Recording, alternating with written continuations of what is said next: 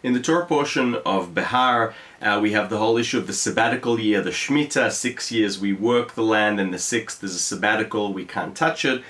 And in fact, in this week's Torah portion, the Maggid of Zlotchov doesn't have a Torah portion, or at least I have yet to find in manuscript, but in the printed book, we don't have anything. So I'm going to touch upon what the Rabbi Abuhatzeirah has to say.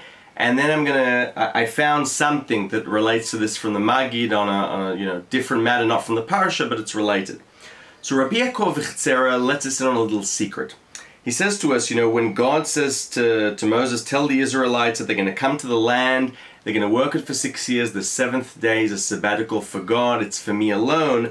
Rabbi Yaakov says this hints to a secret that the world exists for 6,000 years, and on the 7,000th, the sabbatical, that's in fact when Olam Haba begins, resurrection of the dead, and that's the time when you get your reward.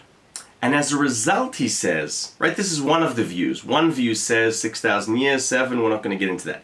But so he says to us that, we live in this world, and embedded in what he said to us, in fact, you can imply that you are reincarnated from body to body throughout this period of 6,000 years. And he says, once you get to the 7,000th, that's it. Whatever good you did, your reward will be given then. So he says, you only have one chance. You have your time here. And he says, this is perhaps what the sages meant when they said, Misha toreach be'erev Shabbat yochal b'Shabbat. There's a famous saying of the sages, whoever prepares food on the eve of Sabbath will have what to eat on Sabbath. And he says, I think what they mean here is that whoever, for the 6,000 years, while you have a physical body and your soul is in that body, if you do the work and do the mitzvahs you need to be doing, then surely you'll get a good reward at the 7,000th, the sabbatical year. Rabbi Abuhatzeirah. So the Maggid of Zlotchov doesn't have what to say in the Torah portion of Beh'ar, or we don't have it documented. I'm sure he had a lot to say about the Torah portion of Beh'ar. But I found a cute story. We're told that there was one very cold evening where the Maggid of Zlotchov is sitting in a warm room, and a very wealthy businessman comes into the warm room, and yet he's very cold. And the businessman asks the Maggid, he says to him, tell me, are you going to get Olam Haba as well?